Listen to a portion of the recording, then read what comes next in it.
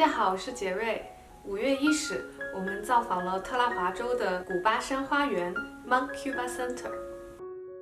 阳光正好，满地的春花美得仿如仙境，让我一一为你们道来。在茂密的4兆花小径上一转弯，一片光点亮了我的左手边。定睛一看，原来是整片的梅尔草开得正盛。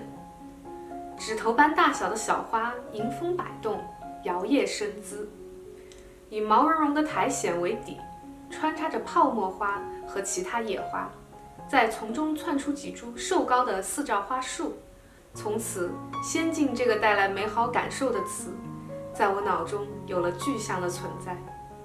如果说梅尔草铺就的是一片迷你的白色仙境，那么整个园子就是被雅各布的天梯和福禄考所铺满的蓝色地毯秘境。哈哈，我在纽约的 Watkins Glen 州立公园里爬过一节也叫做 Jacob's Ladder 的步道，而植物的俗名据说是来自羽状环形向上的叶片，再加上顶端的铃铛般蓝色的小花，可谓是我的天菜植物了。它的小苗也有在逛花市那一集出现过，如果我先来了这里，一定当场买下。还有一片清爽的蓝色，来自我们提到多次的福禄考，它也被叫做兰花绣球，花型确实很相似了。据说蓝色的花卉只占所有开花植物的不到10%，我这个春天算是在各大园子里饱足了眼福了。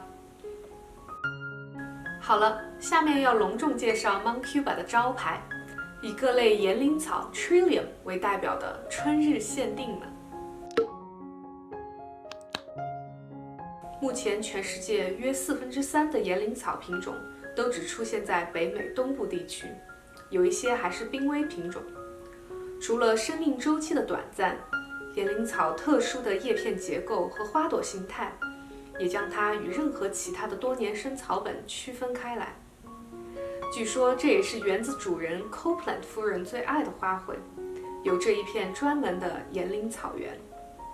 在美东可能没有第二个地方可以集中看到这么多不同品种的岩灵草了，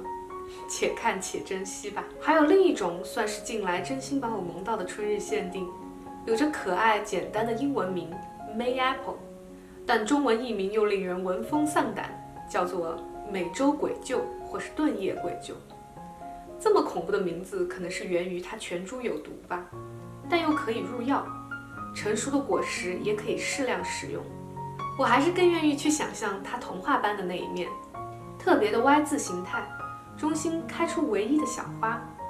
要从小朋友的视角或是专门低下头去仔细打量才能发现。朋友说，你可以想象拇指姑娘从它的叶片下走过，或是小精灵摘了一片它的叶子用来避雨，画面感很强烈了。怎么样，你有察觉到以保护和发扬本地野花为使命的 Mount Cuba Center 与上一集我们提到的以塑造顶级园艺来为游人提供欢愉为宗旨的 Chanticleer Garden 的不同吗？你更喜欢哪一个呢？